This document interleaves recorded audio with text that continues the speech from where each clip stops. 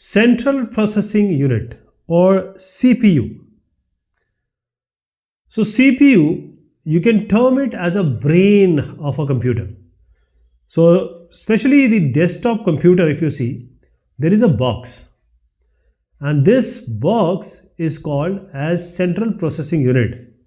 Why it is unit?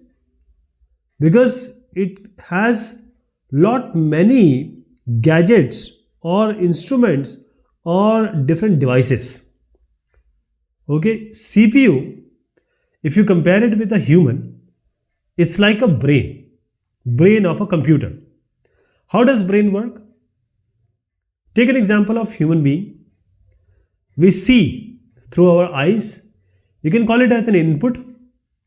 So that input can be some command, it can be mathematical problem, it can be logical problem. And then this eye sends the details to the brain. When the brain gets the information, it processes.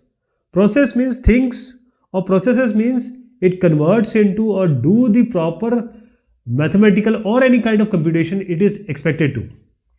And then what will your hand do? You will write it on a paper or do certain other way to give the result, or act in a certain way. Say paper output. Okay. In a similar way, what your mind is thinking, and then it comes out from your body or from your hand.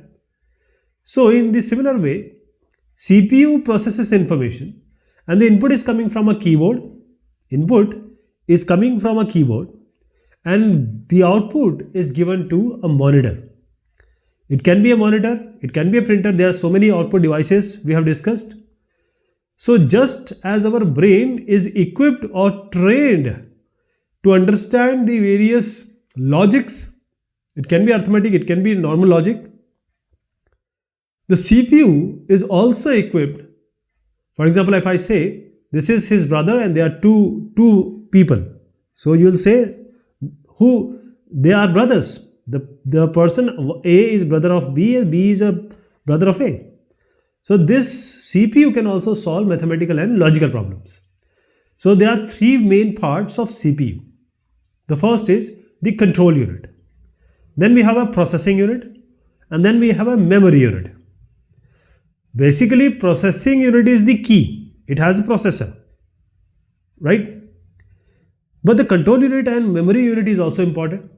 For example, take an example of a company, say X company. There will be a receptionist in front. There are managers also. The receptionist and manager work is to control all the parts of the organization and what all our operations are required. So whom to send, what to receive, this is the control unit part. Then there will be an accountant here. Now whatever information he gets, whatever task he gets from the manager, he will perform certain operations on it. You can call it as a mathematical and logical operation, in this case calculation. So you can call an accountant as a processing unit. Coming to the store officer. Now store officer will take care of the storage activity, warehouse or some upkeeping of the work, or keeping it in the shelves. So this, he can always give the information, he can always save the information. So we have memory unit. So we'll be talking about the RAM and ROM. RAM is random access memory, ROM is read-only memory. RAM is a temporary storage, ROM is a long-time storage. So these are basically saving your work, data.